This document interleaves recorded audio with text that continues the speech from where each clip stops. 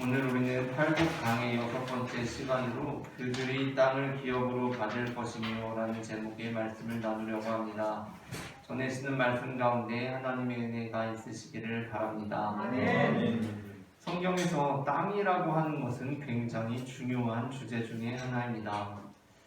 야곱, 즉 또 다른 이름 이스라엘의 할아버지이자 그러한 면에서 이스라엘 민족의 뿌리가 되는 족장이라고 할 수 있는 아브라함을 하나님께서 부르실 때 하나님께서는 그 아브라함에게 이렇게 말씀하셨습니다.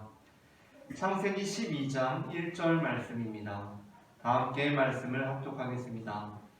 여호와께서 아브라함에게 이르시되 너는 너의 고향과 친척과 아버지의 집을 떠나 내가 네게 보여줄 땅으로 가라. 아멘.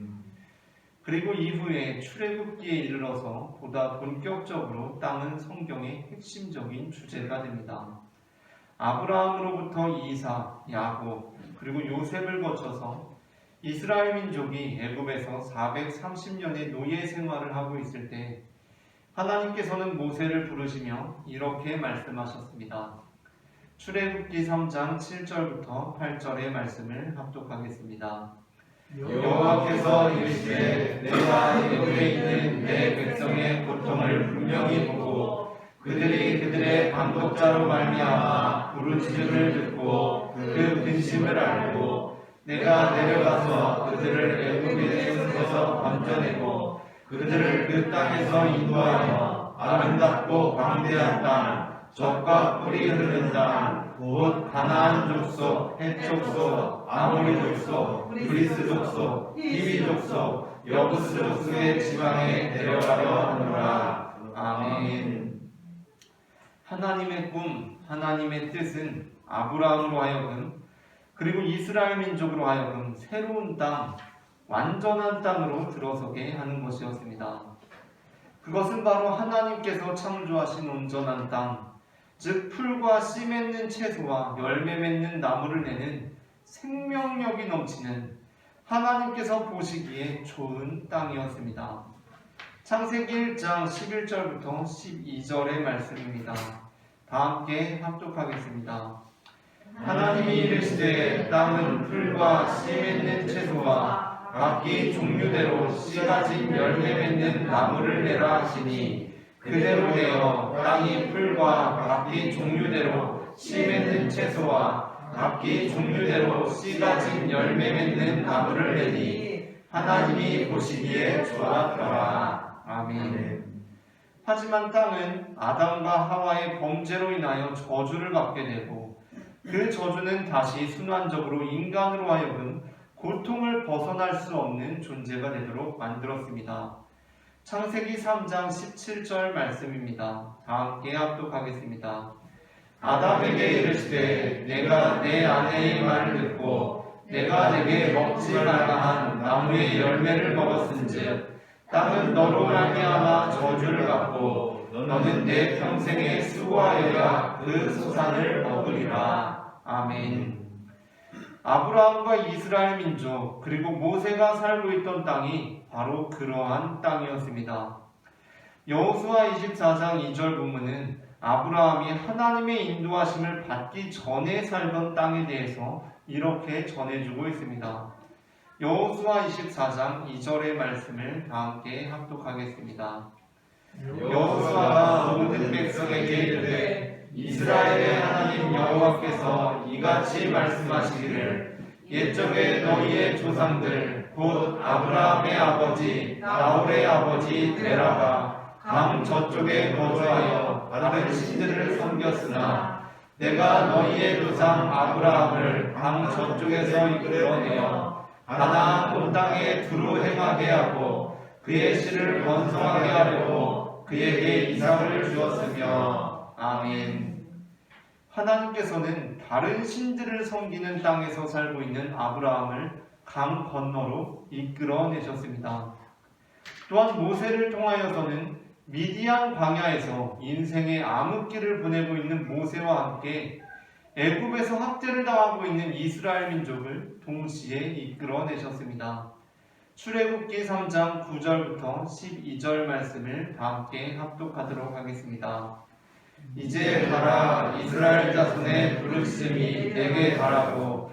애굽 사람이 그들을 괴롭히는 학대도 내가 보았으니 이제 내가 너를 바로에게 보내어 너에게 내 백성 이스라엘 자손을 애굽에서 인도하여 내게 하리라.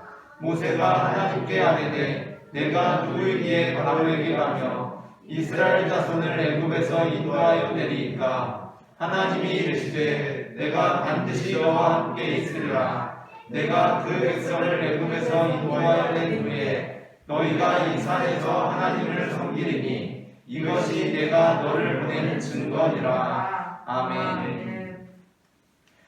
우리가 앞서 읽은 말씀들에서처럼 우리도 삶을 살아가다 보면 우리가 도저히 벗어날 길이 없어 보이는 우상 숭배와 귀신의 영에 사로잡힌 삶을 살아갈 수밖에 없는 형국에 놓일 때가 있습니다. 태어나면서부터 우리 아버지, 할아버지 때부터 대대로 임하는 악한 영의 세력으로부터 자유로울 수 없는 인생들이 있습니다. 그러한 사람들 중에는 평생을 자신을 괴롭히는 악한 영에 시달리며 괴로운 삶을 살아가거나 악한 영에 굴복하여서 그의 하수인이 되는 이들도 적지 않습니다. 이러한 상황 속에서 어떠한 희망이 있을 수 있겠습니까?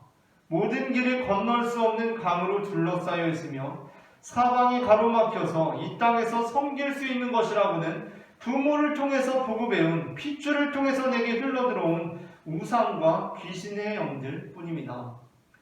도무지 희망이 없습니다. 그냥 운명을 받아들여야 할 것 같습니다. 그러나 그렇지 않다는 것입니다. 아브라함 역시 그와 같은 사람이었습니다. 그는 우상을 섬기는 땅에 사는 사람이었습니다. 그가 보고 배운 것이라고는 다른 신을 섬기는 것이었습니다. 그것은 그가 스스로 찾아간 것이 아니라 그냥 날 때부터 그러한 땅에 태어나서 그러한 환경 속에서 다른 신들을 섬기며 살았던 것입니다. 그러니 그 세계 안에서 탈출할 생각을 도저히 하지 못했습니다. 그 안에서 벗어나고 싶고 괴롭고 고통스럽다고 하더라도 벗어날 생각을 하지를 못했던 것입니다. 그때 그를 구출하신 분이 바로 하나님이십니다. 하나님께서는 그를 새로운 땅으로 이끌어내셨습니다. 우상을 숭배하고 귀신의 영에 사로잡힌 땅으로부터 새로운 땅, 여호와 하나님을 믿고 그분을 따르며 그분의 참된 자유를 누리며 사는 땅으로 이끌어내신 것입니다. 또 어떤 이들은 사회적인 억압으로부터 자유롭지 못하기도 합니다. 그들은 마치 이스라엘 백성이 애굽에서 노예 생활을 한 것처럼 사회적인 억압으로 인해서 고통과 괴로움의 나날을 보내고 있습니다. 또 다른 이들은 모세와 같이 탄탄대로의 인생을 살다가 각각의 이유로 인생의 암흑기, 슬럼프가 찾아와 고통 중에 있기도 합니다. 그때 우리는 그곳으로부터 도저히 벗어날 수 없을 것이라고 생각합니다. 애굽에 대항하는 것이 무의미한 일처럼 느껴지고 이 광야 같은 삶으로부터 다시 이집트 왕자의 시절로 돌아가는 것이 불가능한 것처럼 여겨집니다. 하지만 하나님께서 그들을 부르실 때 그것이 가능한 일이 되었습니다. 사회적인 억압으로부터 벗어나 자유하게 되며 인생의 암흑기를 끝내고 이제 새로운 시작을 합니다. 하나님께서는 이스라엘 민족에게 그러하셨듯이 우리에게 새로운 땅을 기업으로 주시는 분이십니다. 아멘. 물론 그 새로운 땅이 우리가 지금 내가 서 있는 이 땅에서 바라볼 때에는 낯설기 때문에 두려운 마음이 있을 수 있습니다. 아브라함처럼 평생을 살아온 고향 땅에서 떠나는 것이 어떻게 쉬운 일이 될 수 있겠습니까? 또한 우리의 판단력은 늘 현명할 수가 없기 때문에 우리는 좋은 땅을 좋지 않은 땅으로 여기고 좋지 않은 땅을 좋은 땅으로 여기기도 합니다. 아브라함으로부터 떠나간 롯이 바로 그러한 우리의 모습을 그대로 보여주고 있습니다. 하나님의 말씀대로 고향과 친척과 아버지의 집을 떠난 아브라함은 큰 부자가 되었습니다. 그러자 아브라함과 조카 롯이 갈등이 생기게 되었고 그로 인하여 아브라함은 롯에게 자신을 떠날 것을 요청합니다. 그리고 이때 아브라함은 앞으로 거주할 땅에 대한 선택권을 롯에게 먼저 양보합니다. 그런데 롯은 스스로 좋은 땅으로 착각하며 나쁜 땅을 택하고 맙니다. 창세기 13장 8절부터 13절의 말씀입니다. 다 함께 창세기 13장 8절부터 13절 말씀을 합독하겠습니다. 아브라함이 롯에게 이르되 우리는 한 친족이라 나나 너나 내 목자나 네 목자나 서로 다투게 하지 말자. 내 앞에 온 땅이 있지 아니하냐. 나를 떠나가라. 네가 좌하면 나는 우하고 네가 우하면 나는 좌하리라. 이에 롯이 눈을 들어 요단 지역을 바라본즉 소알까지 온 땅에 물이 넉넉하니 여호와께서 소돔과 고모라를 멸하시기 전이었으므로 여호와의 동산과도 애굽 땅과 같았더라. 그러므로 롯이 요단 온 지역을 택하고 동으로 옮기니 그들이 서로 떠난지라. 아브라함은 가나안 땅에 거주하였고 롯은 그 지역의 도시들에 머무르며 그 장막을 옮겨 소돔까지 이르렀더라. 소돔 사람은 여호와 앞에 악하며 큰 죄인이었더라. 아멘. 아이러니한 것은 롯에게 선택권을 양보하고 한 발 물러선 아브라함이 오히려 좋은 땅을 얻게 되었다는 것입니다. 이러한 메시지는 아브라함의 아들 이삭을 통해서도 이어집니다. 공교롭게도 아브라함이 롯에게 땅에 관한 자신의 주도권을 넘겨줌으로써 좋은 땅을 얻게 되었다는 말씀이 아브라함이 자신의 아내인 사라를 자신의 누이로 속인 일에 이어지는 것과 같이 이삭이 자신의 소유권을 포기함으로 하나님의 영광을 드러내는 사건은 이삭이 자신의 아내를 누이로 속인 일에 이어지고 있습니다. 창세기 26장 1절부터 33절의 내용입니다. 이삭이 그랄이라는 곳에서 부자가 되었을 때 그가 부자가 된 것을 시기한 블레셋 사람들이 그가 판 우물을 막고 흙으로 메워버립니다. 그러자 이삭은 한 걸음 물러나서 다시 우물을 팝니다. 그런데 이번에는 그 우물이 이제 자신들의 것이라고 블레셋 사람들이 우기기 시작합니다. 그러나 이삭은 거기에서도 다투지 아니하고 다시 또 물러납니다. 그렇게 한 차례 더 물러난 후에 이삭은 다툼의 종결과 함께 자신의 우물을 차지하게 됩니다. 어찌 보면 정말 어리석은 사람입니다. 우리는 좋은 땅이 있으면 내가 얼른 먼저 차지하려고 하며 내 소유를 누가 빼앗아가려고 하면 그것을 지키려고 합니다. 어쩌면 그것은 나쁘다고 할 수도 없을 정도로 인간의 본성으로 여겨지는 행동입니다. 하지만 예수님께서는 땅을 기업으로 받는 자들은 온유한 자들이다 라고 말씀하셨습니다. 물론 우리는 지난주 말씀처럼 선한 목자가 되어서 예리에 대적할 수 있어야 합니다. 모세의 온유함을 닮아서 시스템에 도전할 수 있어야 합니다. 우리는 지난주 온유한 자는 복이 있나니라는 말씀을 통하여서 진정한 온유함은 유약함이나 비겁함이 아니라는 것을 알게 되었습니다.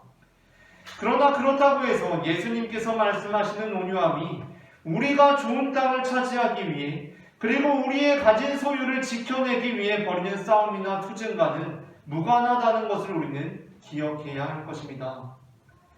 예수님께서는 처음 사역을 시작하시면서부터 당시 종교 권력을 가지고 있던 자들과는 반대되는 입장을 취하셨습니다. 왜냐하면 당시의 종교 권력이 하나님의 뜻에는 무관심하고 오히려 세상 권력에만 로마 제국의 비위를 맞추기에만 급급했기 때문이었습니다. 그러나 복음서들은 예수님께서 물론 당시 종교 권력 그리고 로마 제국에 의해 죽임을 당하기도 하셨지만 또한 유대인들에 의해 죽임을 당했다라고 전해주고 있습니다. 아니 유대인들은 예수님께서 예루살렘에 입성하실 때 종려나무가지 흔들면서 찬송을 부르던 사람들 아닙니까? 그런데 어떻게 그들에 의해 예수님께서 죽임을 당할 수가 있습니까?